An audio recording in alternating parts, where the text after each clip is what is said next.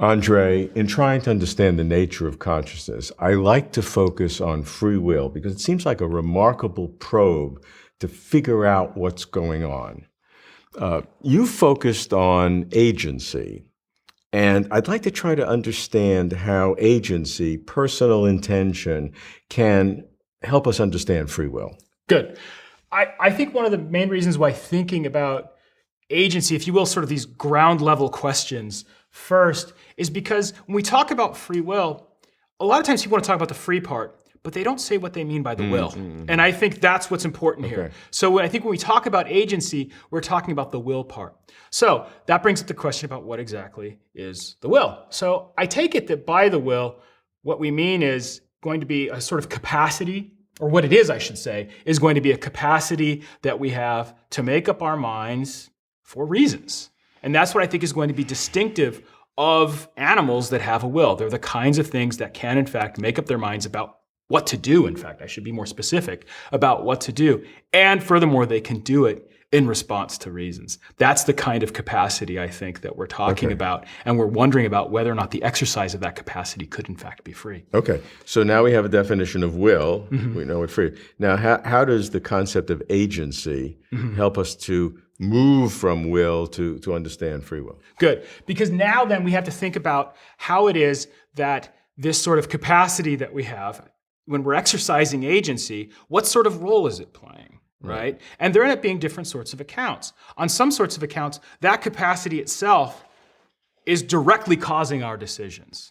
Right? What you've got is you've got a manifestation of the capacity when you're making a decision. And that is the story that you're telling there is causal, it's mechanistic, and it's going to be the kind of story that I think some people think is going to threaten our free will, even though there is an exercise of agency that's going on right there. When we say agency, define that. Okay, good. By agency, what I mean is the exercise of control by a person at a time with respect to an action. That's what I mean. Okay, I think we can understand action, but do we need to understand what it means to be a person before we understand what it means to be an agent? To tell you the truth, I think the answer is yes. I think again, I like to think about these sorts of questions in sort of a bottom-up way. Yeah. So I think that we need to think about exactly what a person is, what a mind is.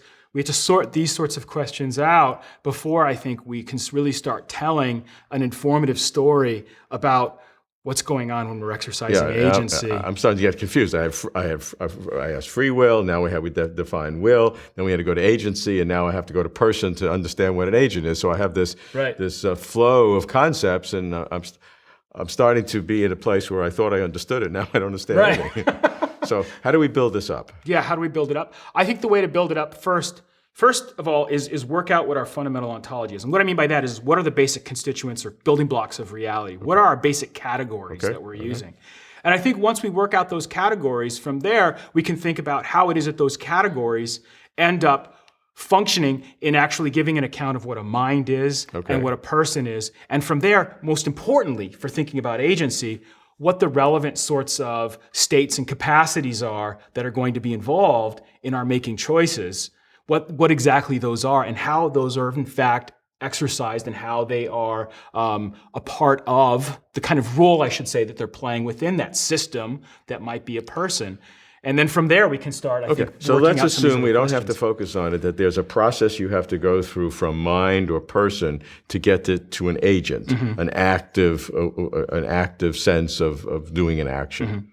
Is that right? Yeah, I think that's right. And so, all right, so let's take that as a given. So now we have the agent. Right. And we have to understand agency theory and how that works in terms of will. Now, draw that connection. Okay, so now we've got the agent. And again, now I think the agent is going to be the sort of being that's going to, in fact, have the relevant sorts of powers that we're talking about, including the capacity, right, in this case, to make a choice for reasons. But notice again, it's going to have to be the sort of thing, the kind of object that can, in fact, take into consideration various sorts of reasons, considerations that count favorably for or against a particular course of action. Which means you have to have a choice. That's right, exactly. You can't have will unless you have a choice. Right, that's right. And again, the choice is going to involve an exercise of this sort of power, and it's going to be something responsive to reason. Okay, so now we have the whole system. I understand all the parts now. Yeah.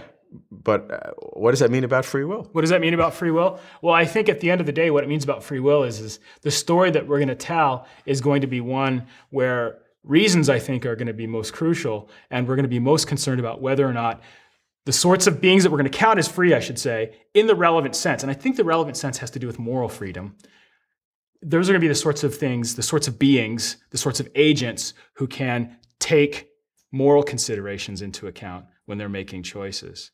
And I think that's going to be, if they can do it correctly, right, that's going to be sufficient for us to actually correctly describe them as being free agents. Hence, the end result ends up being an endorsement of some form of compatibilism about free will.